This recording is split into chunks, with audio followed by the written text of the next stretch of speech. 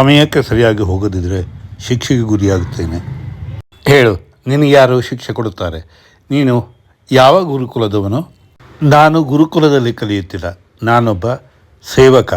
ನನ್ನ ಸ್ವಾಮಿಯ ಕೆಲಸವನ್ನು ಮಾಡುತ್ತೇನೆ. ತೋರಿಸು, ನಾನು ಅವರನ್ನು ಭೇಟಿಯಾಗಬೇಕು. ನಾನು ತಕ್ಷಶಿಲೆಯ ಆಚಾರ್ಯ. ನೀನೇಕೆ ತಕ್ಷಶಿಲೆಗೆ ಬಂದು ನಿನ್ನ ಶಿಕ್ಷೆಯನ್ನು ಪೂರ್ಣಗೊಳಿಸಬಾರದು? ತಕ್ಷಶಿಲ?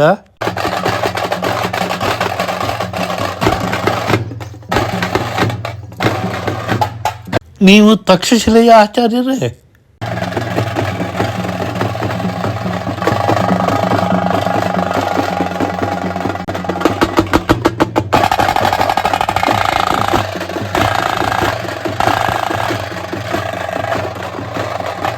ನನಗೂ ಕಲಿಯಬೇಕೆಂಬ ಆಸೆ ಬಹಳಷ್ಟಿದೆ ಆಚಾರ್ಯರೇ, ಆದರೆ ನನಗೆ ಆ ಭಾಗ್ಯ ಇಲ್ಲ.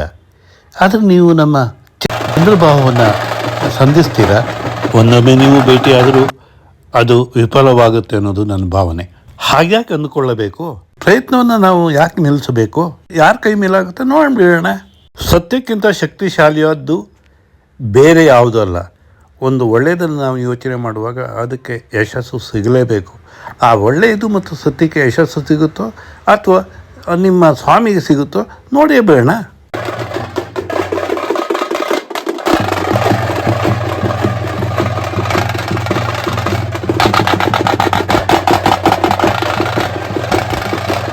ಇದೇ ಕಾಡಿನಂಚಿನಲ್ಲಿರುವ ಒಂದು ಹಳ್ಳಿ. ಇಲ್ಲೇ ಚಂದ್ರಬಾಹು ಇರೋದು.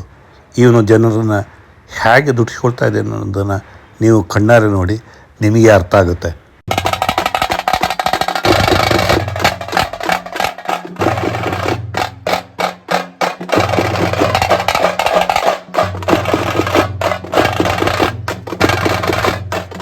ಕಟ್ಟಿಗೆ ತರಲು ಇಷ್ಟು ಹೊತ್ತು ಬೇಕಾಯ್ತಾ? ನಾಳೆ ದಿನ ನೀನು ಇದಕ್ಕಿಂತ 5 ಪಟ್ಟು ಹೆಚ್ಚು ಕಟ್ಟಿಗೆಯನ್ನು ನೀನು ತರಬೇಕಾಗುತ್ತೆ, ನೆನಪಿಡು. ಅಲ್ಲಿಯವರೆಗೆ ನೀನು ಊಟ ಮಾಡುವ ಹಾಗೂ ಇಲ್ಲ, ನಿದ್ದೆ ಮಾಡುವ ಹಾಗೂ ಇಲ್ಲ.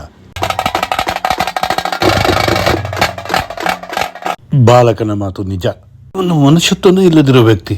ಮಾನ್ಯರೇ, ಅಂದರೆ ಇವನು ಗೌರವಕ್ಕೆ ಯೋಗ್ಯನಾದವನು. ಈಗ ಇವನಿಂದ ಒಂದು ಪ್ರಾಣ ಕೂಡ ಉಳಿದು ಬಂದಿದೆ ಅನ್ನೋದು ನಿನ್ನ ಗಮನದಲ್ಲಿರಲಿ. ನನಗೆ ಇವನಿಗೆ ಊಟ ಕೊಡೋದಕ್ಕೆ ಎಲ್ಲದಕ್ಕೂ ಆಕ್ಷೇಪ ಇಲ್ಲ. ಆದರೆ ನನಗೆ ನಷ್ಟವಾಗಿರೋದನ್ನು ನೀವು ತುಂಬಿಕೊಡ್ತೀರಾ? ಆ ಶಕ್ತಿ ತಾಕತ್ತು ನಿಮಗಿದೆಯಾ? ಹೇಳಿ, ನಾನು ಇವನಿಗೆ ಊಟ ಕೊಡ್ತೇನೆ. ಹೇಳಿ, ನಿಮ್ಮಿಂದ ಆಗುತ್ತಾ? ಮಾನ್ಯರೇ, ನಾನು ತಕ್ಷಶಿಲೆಯ ಆಚಾರ್ಯ. ಈ ಹುಡುಗನಿಗಾಗಿ ನೀವು ನಿರೀಕ್ಷಿಸೋಕ್ಕಿಂತ ಜಾಸ್ತಿ ಮೌಲ್ಯವನ್ನೇ ನೀಡುತ್ತೇನೆ. ನನ್ನ ಮಾತನ್ನು ನಂಬಿ ಈ ಹುಡುಗನನ್ನು ಬಿಡುಗಡೆ ಮಾಡಿ ನನ್ನ ಜೊತೆ ಕಳಿಸಿಕೊಡಿ.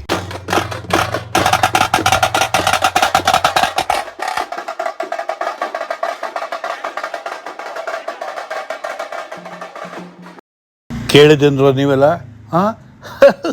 ಈ ಆಚಾರ್ಯ ನನ್ನನ್ನು ಶ್ರೀಮಂತ ಮಾಡ್ತಾರಂತೆ. ಆಚಾರ್ಯರೇ, ನಾನೊಬ್ಬ ವ್ಯಾಪಾರಿ.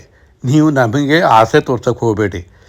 ನೀವು ಅಕಸ್ಮಾತ್ ದೊಡ್ಡ ಮೊತ್ತವನ್ನು ತಂದು ಕೊಟ್ಟರೆ ಇವನ್ಕಿಂತ ಶಕ್ತಿಶಾಲಿ ವ್ಯಕ್ತಿಗಳನ್ನು ನಿಮ್ಮ ಜೊತೆ ಕಳಿಸಲು ಸಿದ್ಧ. ತಕ್ಷಶಿಲಾ ಆಚಾರ್ಯರೇ, ಆದರೂ ಕುತೂಹಲಕ್ಕೆ ಕೇಳ್ತೇನೆ, ಈ ಬಾಲಕನಲ್ಲಿ ನಿಮಗೇನು ಅಂಥದ್ದು ಕಾಣಿಸಿದೆ? ಮಗಧ ರಾಜ್ಯದ ಭವಿಷ್ಯ. ಮಹನೀಯರೇ, ನಿಮಗೆ ಕಾಣಿಸಿದ್ದದ್ದು ಆಚಾರ್ಯನಾದ ನನಗೆ ಕಾಣಿಸುತ್ತದೆ. ಮಗಧದ ರಾಜಕುಮಾರ. ಈ ಬಾಲಕ ಮಗಧದ ರಾಜಕುಮಾರ. ಮಗಧದ ರಾಜಕುಮಾರನಂತೆ ಕಾಣಿಸ್ತಾ ಇದ್ದಾನೆ. ರಾಜಕುಮಾರ ಹೋಗಲಿ ಬಿಡಿ, ರಾಜಕುಮಾರನಾಗುವ ಕನಸು ಕಾಣುವ ಯೋಗ್ಯತೆಯಾದರೂ ಈ ಹುಡುಗನಿಗಿದೆಯಾ? ನಿಮ್ಗೆ ಅರ್ಥ ಆಗಲ್ಲ ಬಿಡಿ, ಅದಕ್ಕೆ ನಮ್ಮನ್ನು ಆಚಾರ್ಯ ಅಂತ ಕರೆಯೋದು. ಕನಸು ಕಾಣುವ ಯೋಗ್ಯತೆಯು ಇಲ್ಲದಿರೋರಿಗೆ ಈ ಕನಸಿನ ಬಗ್ಗೆ ಅರ್ಥ ಆಗೋದಿಲ್ಲ. ಇರಲಿ ಬಿಡಿ, ಚಂದ್ರಗುಪ್ತನಿಗೆ ಆ ತಾಕತ್ತು ಇದೆ ಎಂಬುದನ್ನು ನಾನು ನಿಖರವಾಗಿ ಹೇಳಬಲ್ಲೆ. ಹೌದಾ? ಅದು ಹೇಗೆ ಸಾಧ್ಯ ಆಚಾರ್ಯ?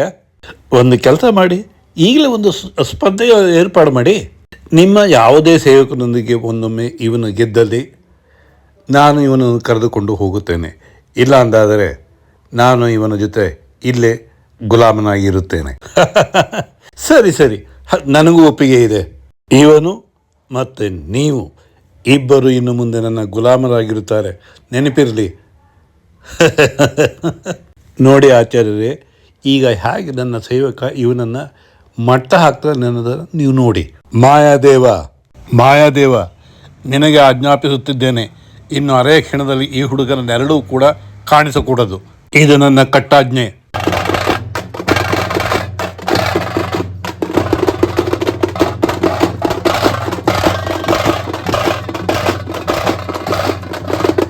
ಮಾಯದೇವ, ನಾನು ಕಣ್ಣು ತೆರೆಯುವಷ್ಟರಲ್ಲಿ ಇವನು ನೆಲಸಮವಾಗಬೇಕು. ಆಚಾರ್ಯ ಚಾಣಕ್ಯರು ನನ್ನ ಗುಲಾಮರಾಗಬೇಕು.